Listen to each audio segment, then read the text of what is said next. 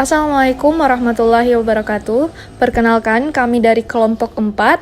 Saya selaku pembicara pertama atas nama Mutmainatus Safiyah akan memaparkan materi kami, yakni bab 4 mengenai perkiraan dan antisipasi terhadap masyarakat masa depan. Pendidikan selalu bertumpu pada suatu wawasan kesejarahan, yakni pengalaman-pengalaman masa lampau, kenyataan dan kebutuhan mendesak masa kini, dan aspirasi serta harapan masa depan. Melalui pendidikan, setiap masyarakat akan melestarikan nilai-nilai luhur sosial kebudayaannya yang telah terukir dengan indahnya dalam sejarah bangsa tersebut. Serentak dengan itu, melalui pendidikan juga diharapkan dapat ditumbuhkan kemampuan untuk menghadapi tuntutan objektif masa kini, baik tuntutan dari dalam maupun tuntutan karena pengaruh dari luar masyarakat yang bersangkutan. Dalam Undang-Undang Republik Indonesia Nomor 2 Tahun 1989 tentang Sistem Pendidikan Nasional Pasal 1 telah ditetapkan antara lain bahwa pendidikan adalah usaha sadar untuk menyiapkan peserta didik melalui kegiatan bimbingan, pengajaran, dan atau latihan bagi peranannya di masa yang akan datang. Penekanan pada bagian terakhir tersebutlah yang menyebabkan pendidikan itu dilukiskan sebagai merumuskan masa depan. Peserta didik yang sedang belajar di lembaga-lembaga pendidikan termasuk mahasiswa yang sedang membaca paparan ini akan menempati kedudukannya serta memainkan peranannya kelak pada awal abad ke-21 yang akan datang. Oleh karena itu, keterkaitan program pendidikan dengan prognosis masyarakat masa depan perlu mendapat perhatian dengan semestinya. Adapun pembahasan kami dalam bab 4 ini akan dimulai dengan paparan tentang perkiraan masyarakat masa depan dan akan diikuti dengan kajian tentang upaya pendidikan untuk mengantisipasinya. A. Perkiraan masyarakat masa depan. Seperti telah dipaparkan pada bab 3, masyarakat Indonesia dan kebudayaan nasional merupakan landasan sistem pendidikan nasional. Landasan sosiokultural merupakan salah satu dasar utama dalam menentukan arah kepada program-program pendidikan, baik program pendidikan sekolah maupun program pendidikan luar sekolah. Dari sisi lain, pendidikan merupakan salah satu pilar utama dalam pelestarian dan pengembangan kebudayaan setiap masyarakat. Demi pemahaman dan karena adanya saling pengaruh antara pendidikan dan latar sosiokultural, maka perlu dikemukakan terlebih dahulu pengertian kebudayaan. Dalam pembahasan ini, kebudayaan dimaksudkan dalam arti luas, yakni keseluruhan gagasan dan karya manusia yang harus dibiasakannya dengan belajar, beserta keseluruhan dari hasil budi dan karyanya itu. Kebudayaan ini dapat, yang pertama, berwujud ideal, yakni ide, gagasan, nilai-nilai, norma-norma, peraturan, dan sebagainya. Yang kedua, berwujud kelakuan, yakni kelakuan berpola dari manusia dalam masyarakat. Yang ketiga, berwujud fisik, yakni benda-benda hasil karya manusia. Artian kebudayaan yang begitu luas tersebut seringkali dipecah lagi dalam unsur-unsurnya, yakni yang pertama, sistem religi dan upacara keagamaan, yang kedua, sistem dan organisasi kemasyarakatan, yang ketiga, sistem pengetahuan, bahasa, kesenian, sistem mata pencarian, dan sistem teknologi dan peralatan. Kita masuk ke pembahasan. Yang pertama, kecenderungan globalisasi. Istilah globalisasi yang berasal dari kata global yang artinya secara umumnya bermakna bumi sebagai satu keutuhan seakan-akan tanpa tapal batas administrasi negara. Dunia menjadi amat transparan serta saling ketergantungan antar bangsa di dunia semakin besar. Dengan kata lain, menjadikan dunia sebagai satu keutuhan, satu kesatuan. Ada beberapa kecenderungan globalisasi. Yang pertama, bidang iptek yang mengalami perkembangan yang semakin cepat, utamanya dengan penggunaan berbagai teknologi canggih seperti komputer dan satelit. Kekuatan pertama gelombang globalisasi ini membuat bumi seakan-akan menjadi sempit dan transparan. Yang kedua, bidang ekonomi yang mengarah ke ekonomi regional dan atau ekonomi global tanpa mengenal batas-batas negara. Di berbagai bagian dunia telah berkembang kelompok-kelompok ekonomi regional seperti Masyarakat Ekonomi Eropa untuk Eropa Barat, Area Perdagangan Bebas Amerika Utara atau NAFTA untuk Amerika Serikat, Kanada, dan Meksiko. Area Perdagangan Bebas ASEAN, ASEAN Free Trade Area atau AFTA untuk ASEAN. Lalu yang ketiga, bidang lingkungan hidup telah menjadi bahan pembicaraan dalam berbagai pertemuan internasional yang mencapai puncaknya pada konferensi tingkat tinggi KTT Bumi atau nama resminya Konferensi PBB mengenai lingkungan hidup dan pembangunan pada awal Juni 1992 di Rio de Janeiro, Brasil. Keempat, bidang pendidikan dalam kaitannya dengan identitas bangsa, termasuk budaya nasional dan budaya-budaya Nusantara. Di samping terpaan tentang gagasan-gagasan dalam pendidikan, globalisasi terjadi pula secara langsung menerpa setiap individu manusia melalui buku, radio, televisi, dan media lainnya. Yang kedua, perkembangan ilmu pengetahuan dan teknologi, dengan kata lain IPTEK. Perkembangan IPTEK yang makin cepat dalam era globalisasi merupakan salah satu ciri utama dari masyarakat masa depan. Perkembangan IPTEK pada akhir abad 20 ini sangat mengesankan, utamanya dalam bidang-bidang transportasi, telekomunikasi, dan informatika, genetika, biologi molekul, serta bioteknologi dan sebagainya. Kecepatan perkembangan IPTEK tersebut terkait dengan landasan ontologis, epistemologis, dan aksiologis dalam filsafat ilmu. Segi landasan ontologis, objek telahan ialah berupa pengalaman atau segenap wujud yang dijangkau lewat alat indera telah mengalami perkembangan yang pesat karena didapatkannya peranti device yang membantu alat indera tersebut. Selanjutnya, dari segi landasan epistemologis, cara yang dipakai untuk memperoleh pengetahuan yang disebut ilmu pengetahuan tersebut telah mengalami perkembangan yang pesat. Abad-abad lamanya, orang berpegang sepenuhnya pada metode deduksi ala Aristoteles. Pada permulaan abad ke-17, Francis Bacon memelopori metode induktif yang menekankan bukti-bukti empiris sebagai batu uji kebenaran. Dan akhirnya, landasan aksiologis atau untuk apa IPTEK itu dipergunakan yang mempersoalkan tentang penggunaan IPTEK tersebut secara moral tertuju pada kemaslahatan manusia. Terdapat serangkaian kegiatan pengembangan dan pemanfaatan IPTEK, yakni yang pertama penelitian dasar basic research, yang kedua penelitian terapan applied research, yang ketiga pengembangan teknologi technological development, yang keempat, penerapan teknologi. 3. Perkembangan arus komunikasi yang semakin padat dan cepat. Salah satu perkembangan IPTEK yang luar biasa adalah yang berkaitan dengan informasi dan komunikasi, utamanya satelit komunikasi, komputer, dan sebagainya. Seperti telah dikemukakan bahwa kemajuan itu telah mendorong perubahan masyarakat dari masyarakat industri ke masyarakat informasi. Dan untuk Indonesia, terjadi perubahan yang hampir serentak dari masyarakat pertanian ke masyarakat industri dan masyarakat informasi. Adapun beberapa proses komunikasi yang meliputi unsur-unsur dasar, yaitu yang pertama, sumber pesan seperti harapan, gagasan, perasaan atau perilaku yang diinginkan oleh pengirim pesan. Kedua, penyandingan, yakni pengubahan atau penerjemahan isi pesan ke dalam bentuk yang serasi dengan alat pengiriman pesan. Ketiga, transmisi atau pengiriman pesan. 4. Saluran. Kelima, pembuka sandian, yakni penerjemahan kembali apa yang diterima ke dalam isi pesan oleh penerima. 6. Reaksi internal penerima sesuai pemahaman pesan yang diterimanya. 7. Gangguan atau hambatan yang dapat terjadi pada semua unsur dasar lainnya. Meskipun teknologi komunikasi dan informasi telah mengalami perkembangan yang cepat, namun belum merata pada semua negara. Alih teknologi ke negara berkembang berjalan relatif sangat lambat dan arus informasi didominasi oleh beberapa negara maju. Oleh karena itu, diperlukan berbagai upaya untuk merebut teknologi tersebut.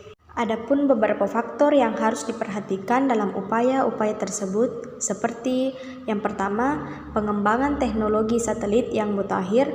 Kedua, penggunaan teknologi digital yang mampu menyalurkan sinyal yang beragam seperti suara, video, dan data menuju bentuk Integrated Service Digital Network yang dikelola dengan sistem komputer. Muncul kini istilah communication atau CNC, singkatan dari Computer and Communication. 3. Di bidang media cetak antara lain penggunaan video display terminal, surat kabar elektronik, dan sistem cetak jarak jauh. Yang keempat, di bidang media elektronik antara lain penggunaan direct broadcast satellite, penggunaan high definition television, dan sebagainya. Kesemuanya itu akan mempercepat terwujudnya suatu masyarakat informasi sebagai masyarakat masa depan. 4. Peningkatan layanan profesional. Salah satu ciri penting masyarakat masa depan adalah meningkatnya kebutuhan layanan profesional dalam bentuk berbagai bidang kehidupan manusia. Karena perkembangan iptek yang makin cepat serta perkembangan arus informasi yang semakin padat dan cepat, maka anggota masyarakat masa depan semakin luas wawasan dan pengetahuannya serta daya kritis yang semakin tinggi. Profesi adalah suatu lapangan pekerjaan dengan persyaratan tertentu, suatu vokasi khusus yang mempunyai ciri-ciri, expertise atau keahlian, responsibility atau tanggung jawab, dan corporateness atau kesejawatan. Diperlukan suatu perjuangan panjang yang menerus dan bertahap melalui semi-profesional agar dapat diakui sebagai profesional penuh. Hausman mengemukakan suatu pandangan historis tentang profesi dengan mengemukakan 5 lingkaran konsentris dari titik tengah berturut-turut. Yang pertama, profesi tertua yakni hukum, kesehatan, teologi, dan dosen. Kedua, profesi baru yakni arsitektur, insinyur, dan optometri. Ketiga, pekerjaan yang segera diakui sebagai profesi atau emergent professions, umpamanya pekerja sosial yang masih semi-profesional akan segera diakui sebagai profesional. 4. Semi-profesional. Kelima, pekerjaan biasa yang tidak berusaha memperoleh status profesional. Profesionalisasi merupakan proses pemantapan profesi sehingga memperoleh status yang melembaga sebagai profesional. Di dalamnya akan terkait dengan permasalahan akreditasi, sertifikasi, dan izin praktek. Berikut ada 5 tahap dalam proses profesionalisasi, yaitu yang pertama, penetapan dan pemantapan layanan unik yang diberikan oleh suatu profesi sehingga memperoleh pengakuan masyarakat dan pemerintah. Kedua, penyepakatan antara kelompok profesi dan lembaga pendidikan prajabatan tentang standar kompetensi minimal yang harus dimiliki oleh setiap galon profesi tersebut. Ketiga, akreditas, yakni pengakuan resmi tentang kelayakan suatu program pendidikan prajabatan yang ditugasi menghasilkan calon tenaga profesi yang bersangkutan. Keempat, mekanisme sertifikasi dan pemberian izin praktek. Sertifikasi merupakan pengakuan resmi kepada seseorang yang memiliki kompetensi yang dipersyaratkan oleh profesi tertentu. 5. Kelompok profesional memiliki kode etik yang berfungsi ganda, yakni perlindungan terhadap masyarakat agar memperoleh layanan yang bermutu, perlindungan dan pedoman peningkatan kualitas anggota. Seperti telah dikemukakan sebelumnya, bahwa masyarakat masa depan dengan kecenderungan globalisasi, utamanya dalam perkembangan iptek dan arus informasi yang makin dipercepat, akan menjadi masyarakat yang menuntut kualitas layanan profesional yang optimal. Hal itu harus diimbangi dengan peningkatan kualitas tenaga profesional secara berencana dan sistematis, baik pada pendidikan prajabatan maupun pendidikan dalam jabatan.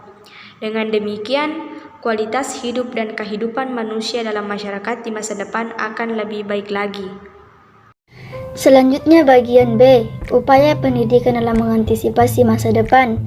Pendidikan berkewajiban mempersiapkan generasi baru yang sanggup menghadapi tantangan zaman baru yang akan datang. Pembangunan manusia masa depan seutuhnya mempersyaratkan upaya pembaharuan pendidikan, karena pembangunan manusia Indonesia seutuhnya merupakan kunci keberhasilan bangsa dan negara Indonesia dalam abad ke-21 yang akan datang. Oleh karena itu, ada beberapa hal yang harus kita kaji. Yang pertama, tuntutan bagi manusia masa depan atau manusia modern. Masyarakat masa depan secara tersirat telah dibicarakan tentang tantangan-tantangan yang akan dihadapi manusia masa depan, seperti kemampuan menyelesaikan diri dan memanfaatkan peluang globalisasi dalam berbagai bidang, kemampuan menyaring dan memanfaatkan arus informasi yang semakin padat dan cepat, dan kemampuan bekerja efisien sebagai cikal bakal kemampuan profesional. Ketiga tantangan tersebut merupakan gejala dunia masa kini dan masa depan. Oleh karena itu, manusia Indonesia perlu berupaya untuk menyelesaikan diri sehingga menjadi manusia modern. Berdasarkan acuan normatif yang berlaku, telah ditetapkan rumusan tujuan pendidikan di Indonesia yang dianggap sebagai profil manusia Indonesia di masa depan, yaitu pendidikan dasar 9 tahun, Dengan ditetapkannya pendidikan dasar 9 tahun, diharapkan setiap manusia Indonesia akan mempunyai bekal dasar yang memadai. Dengan penjelasan PPRI nomor 28 tahun 1990 tentang pendidikan dasar, yakni penjelasan pasal 3 yang dikemukakan rincian tujuan pendidikan dasar Undang-Undang 1992 ayat 79 sampai 80, yaitu sebagai berikut. Bagian A, pengembangan siswa sebagai pribadi. Bagian B, pengembangan peserta didik sebagai anggota masyarakat. Bagian C, pengembangan peserta didik sebagai warga negara. Bagian D, pengembangan peserta didik sebagai anggota umat manusia. Bagian E, mempersiapkan peserta didik untuk mengikuti pendidikan menengah dalam menguasai kurikulum yang disyaratkan. Adapun jenjang pendidikan dasar diartikan sebagai manusia Pancasila yang memiliki pengetahuan dan keterampilan dasar yang siap untuk 1. Memasuki lapangan kerja sebagai manusia pembangunan setelah melalui orientasi dan pelatihan. 2. Melanjutkan ke pendidikan menengah. Tuntutan manusia Indonesia di masa depan setelah kemampuan dasar tersebut di atas diarahkan kepada pembekalan kemampuan yang sangat diperlukan untuk menyelesaikan diri dengan keadaan di masa depan tersebut. Beberapa di antaranya: bagian A, ketangkapan terhadap berbagai masalah sosial, politik, kultur, dan lingkungan. Bagian B, kreativitas dalam menemukan alternatif pemecahan. Bagian C, efisiensi dan etos kerja yang tinggi, dikemukakan oleh Sekretariat Bersama tahun 1989 ayat 10. Bertolak dari ketidakpastian, maka Minam Make Genser mengemukakan pentingnya mengembangkan 4 hal pada peserta didik, yakni A. Kemampuan mengantisipasi. B. Kemampuan dan sikap untuk mengerti dan mengatasi situasi. C. Kemampuan mengakomodasi. D. Kemampuan mereorientasi, utamanya kemampuan seleksi. Sehingga dikemukakan pendapat Majen Sajijiman yang menekankan kemampuan yang perlu manusia Indonesia berdasarkan fungsinya, yakni A. Pekerjaan yang terampil yang menjadi bagian utama dari mekanisme produksi harus lebih efektif dan efisien. B. Pemimpin dan manajer yang efektif yang memiliki kemampuan berpikir dan mengambil keputusan yang tepat. C. Pemikiran yang mampu menentukan atau memelihara arah perjalanan dan melihat segala kemungkinan di hari depan. Dan yang kedua, upaya mengantisipasi masa depan. Meskipun upaya pendidikan selalu berorientasi ke masa depan, namun peralihan ke abad 21 yang akan datang ini sangat penting bagi bangsa dan negara Indonesia, karena akan memasuki PJP2 sebagai era kebangkitan nasional kedua.